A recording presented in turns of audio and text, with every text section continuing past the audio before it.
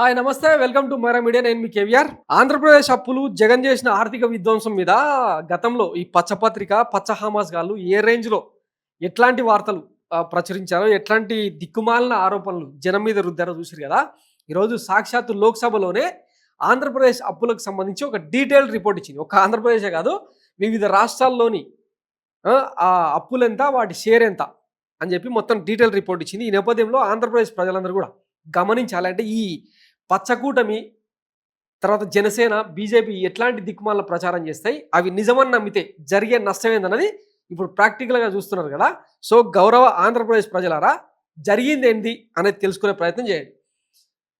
Annexure referred to for the answer of part A to D of Lok Sabha unstarred question number 3700 for 24/3 అంటే March 24 లోక్సభలో ఒక సభ్యుడు అడిగిన క్వశ్చన్కు వివరణ ఇస్తూ కేంద్ర ఆర్థిక శాఖ విడుదల చేసిన రిపోర్ట్ ఇది. ఇంకా మిగతా రాష్ట్రాల సంగతి పక్కన పెడితే ఇక్కడ ఆంధ్రప్రదేశ్ అప్పెంతయా అంటే 5,62,557 కోట్లు.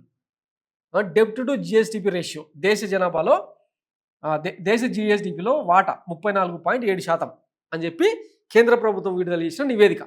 మరి ఇప్పుడు ఈ కూటమి నేతలు కావచ్చు 14 లక్షల కోట్లని పెద్ద పెద్ద డిజిట్లతోన రాసిన ఈ పుండాకోర్ పత్రికలు కావచ్చు ఏం సమాధానం చెప్తాయి? అయిపోయా, మొత్తం తీర్పు వచ్చేసింది. సూపర్ 6 హామీలు గాలికి వదిలేసినాయి. జగన్ పదే పదే చెప్తుంటాడు కదా, పలావ్ బాయ్ పెడతానన్న బిర్యానీ కూడా దూరం అయింది.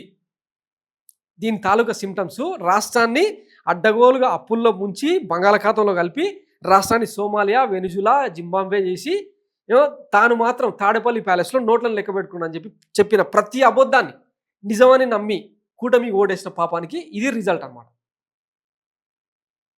ఒకసారి ఈ వార్తను నిన్న పత్రికలు ఏం రాసినాయో ఒకసారి చూడండి.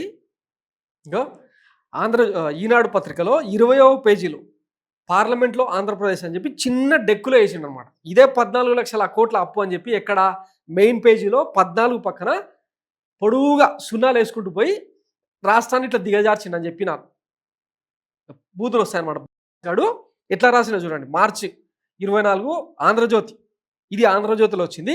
ఇదే తరహాలో కింద ఈనాడు పత్రికలో ఆంధ్రప్రదేశ్ అప్పులు 2025 మార్చి 31 నాటికి 5,62,557 కోట్లని కేంద్ర ఆర్థిక సహాయ మంత్రి పంకజ్ చౌదరి తెలిపారని ఆంధ్రజ్యోతిలో వచ్చిన చిన్న ఆర్టికల్. ఎవరు చూడకూడదు దాన్ని.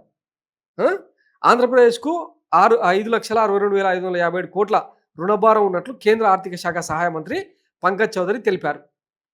అప్పునేమో అంటే ఎవడు అసలు ఆర్థిక శాఖ మీద కానీ ఈ ఫైనాన్షియల్ మ్యాటర్స్ మీద కానీ ఏమాత్రం అవగాహన లేని వాళ్ళు ఎవడెంత ఫిగర్ చెప్తే అంత పత్రికలలో వచ్చేసిన ఈ దిక్కుమాల వాళ్ళు మరి ఇదే విషయాన్ని హెడ్లైన్స్లో రాయాలి కదా. పోనీ బాబు గారిని కాపాడడం కోసమైనా, ఆయనకు వెయిటేజ్ ఇవ్వడం కోసమైనా ఈ ఫిగర్ని రాయాలి కదా, కానీ రాయమన్నమాట. ఇప్పుడు తప్పేవరిది? ఈ ప్రచారం నిజమని నమ్మిన ఆంధ్రప్రదేశ్ ప్రజలదా, లేకపోతే ఇది నిజం కాదు అని చెప్పి చెప్పకుండా వదిలేసిన వైఎస్ జగన్మోహన్ రెడ్డిదా? ఏమైనా జరగాల్సిన డ్యామేజ్ అయితే జరిగిపోయింది. ఇంకా 5 ఏళ్ళకి సరిపడా వీళ్ళకు తీర్పునిచ్చేసిండ్రు. పోనీ ఇప్పుడు ఈ కూటమి సర్కార్ ఏమైనా శుద్ధపూసన అంటే ఈ 9 నెలల వ్యవధిలోనే జడ శ్రవణ్ కుమార్ లాంటి వాళ్ళు చెప్తా ఉన్నారు కదా 1,20,000 కోట్ల రూపాయలను అప్పు చేసిరని. పోనీ మరి ఆ చేసిన అప్పు ఏమైంది? సూపర్ 6 హామీలు ఒక పెన్షన్ తప్పిస్తే ఆ పెన్షన్లో కూడా కోతలేసి కత్తెరలేసి ఇస్తూ ఉన్నారు, అది వేరే సంగతి. కానీ ఇంకా మిగతా సంక్షేమాన్ని ఏమైనా ఇస్తున్నదా? మరి ఏమవుతున్నాయి ఈ అప్పులు? సో ఒకసారి ఆలోచించాలి. వైఎస్ జగన్మోహన్ రెడ్డి చేసింది నిజంగానే అంత ఆర్థిక విధ్వంసమా? వాస్తవానికి ఈ మొత్తం అంటే 2025 నాటికి 5,62,557 కోట్లు అని చెప్తారు కదా. చంద్రబాబు గారు 2019లో దిగిపోయినప్పుడు 2,90,000 కోట్లు రాష్ట్ర అప్పు. అంతకుముందు ఆయన పాలించడానికి ముందు ఇంచుమించు 70,000 కోట్లు రుణభారం ఆంధ్రప్రదేశ్ నెత్తిన ఉన్నది. దాన్ని ఆయన 2,90,000 కోట్లకు చేసిపోయాడు.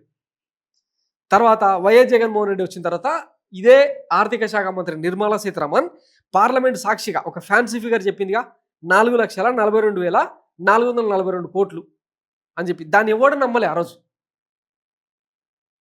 తీరా చూస్తేనేమో ఇప్పుడు ఇది. మరి ఎవరిది ఆర్థిక విధ్వంసం? జగన్మోహన్ రెడ్డి కేవలం 1,50,000 కోట్లు 2 లక్షల కోట్లు అప్పు చేసిండొచ్చు. దానికి మించిన సంక్షేమాన్ని, రాష్ట్రంలో అభివృద్ధిని ఇంత బాగా చూపించింది కదా. ఒక రోడ్లు మాత్రమే వేయలేదు, మిగతా అన్ని కార్యక్రమాలు సవ్యంగానే చేసిండు కదా. పైగా కరోనా లాంటి విపత్తు కాలంలో ఏ చిన్న సాగు చూపించకుండా ఇంత పెద్ద ఎత్తున సంక్షేమాన్ని ఇస్తే ఆయనది సైకో పాలన, ఆ, అర్హత లేదంట. వీళ్ళు మాట్లాడతారు అసలు జగన్మోహన్ రెడ్డి మనిషి రూపంలో బతికే వ్యక్తే కాదు అని చెప్పి మాట్లాడుతూ ఉంటారు అన్నట్టు. ఇవన్నీ మనం నమ్మి ఓటేసిన పాపానికి ఇది వెలుగులోకి వచ్చిన వాస్తవం. Thanks for watching Myra media. నేను మీ కేవీఆర్. Thank you.